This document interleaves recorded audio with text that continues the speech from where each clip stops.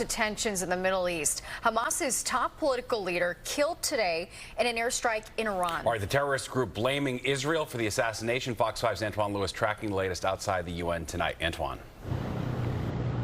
Steve and Natasha, there is a line in the warning from the State Department about traveling to that region. It says in specific, if you are in Lebanon, be prepared to shelter in place should the situation deteriorate, which is exactly what the United Nations Security Council is now trying to prevent.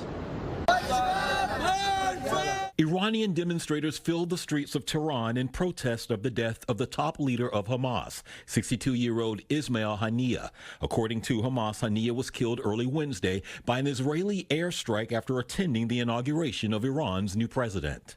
I think it's going to take days before Iran and Hezbollah can organize themselves and prepare a response to what they did not anticipate. The assassination comes as the war in Gaza approaches 10 months and throws into question negotiations of a ceasefire and the release of hostages still being held. Fox News is reporting that Iran's new president also blames Israel and is vowing revenge. The attack coming just hours after Israel said it had killed a top Hezbollah commander in Beirut, who the country says was responsible for a deadly weekend rocket strike that killed 12 children and teens in the Golan Heights region.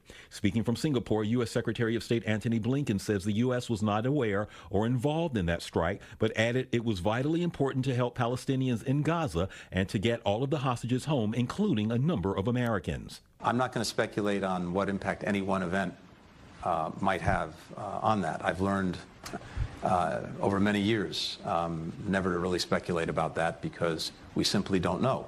What I do know is the enduring imperative of getting the ceasefire, and what I do know is we'll continue to work at that every day. While Israel has not claimed responsibility for Haniyeh's killing, the AP is reporting that Israeli Prime Minister Benjamin Netanyahu is vowing retaliation for any acts of aggression. National Security Advisor John Kirby also weighing in. We have been working hard to keep this war from escalating, just as we've been working very hard and are today to make sure Israel has what it needs to defend itself. And once again, Stephen, Israel has not claimed responsibility for this attack, and we also want to remind Americans the warning coming from the State Department saying to avoid travel in that region, specifically in Lebanon. Back inside to you. Very well.